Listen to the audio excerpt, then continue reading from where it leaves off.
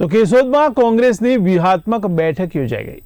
આગેવાનોની હાજરીમાં ચૂંટણી તૈયારીઓ તેજ થઈ રહી છે, ત્યારે અન્ય પક્ષના કાર્યકરો કોંગ્રેસમાં જોડાયા છે। ત્યારે કેશોદ ખાતે આવનારી ચૂંટણીને અનુસંધાને આજ રોજ કેશોદ ખાતે ભારતીય કોંગ્રેસ પાર્ટી દ્વારા એક મહત્વપૂર્ણ અને વ્યૂહાત્મક બેઠકનું આયોજન કરવામાં આવ્યું હતું। આ બેઠક કેશોદના આગેવાન હીરા જોટવાના નિવાસસ્થાને યોજાઈ હતી, જેમાં મોટી સંખ્યામાં કોંગ્રેસના આગેવાનો અને કાર્યકરો ઉપસ્થિત રહ્યા હતા।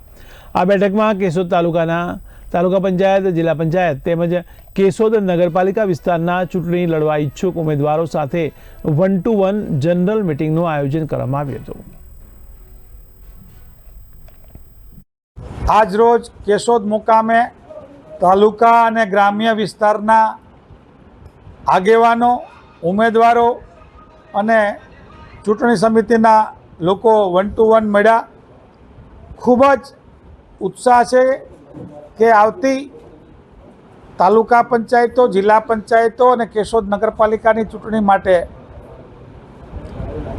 સામાન્ય પ્રજા માટે, ગરીબ માટે જે પાર્ટી લડે છે એને અનુમોદન આપવા માટે આપ પાર્ટીના ધુરંધર એસપી વાળા સાહેબ, ભાઈ પ્રવીણભાઈ રાઠોડ, ભાઈ ઉકાભાઈ અખિયા,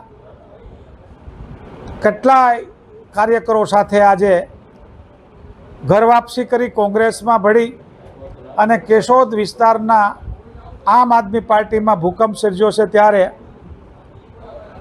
ફરી કોંગ્રેસ એક તાકાત ઉપર આવી છે અને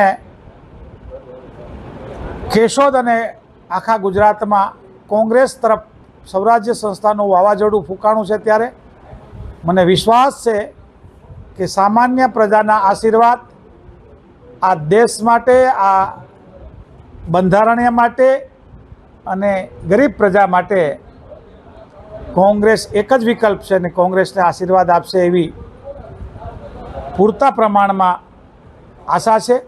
અને હું સૌ જનતાનો આભાર માનું છું કે જે રીતે કોંગ્રેસનું કામ કરી રહ્યા છે એ વધારે તેજ ગતિથી કરે, એટલી શુભેચ્છા સાથે જય હિન્દ, જય ભારત।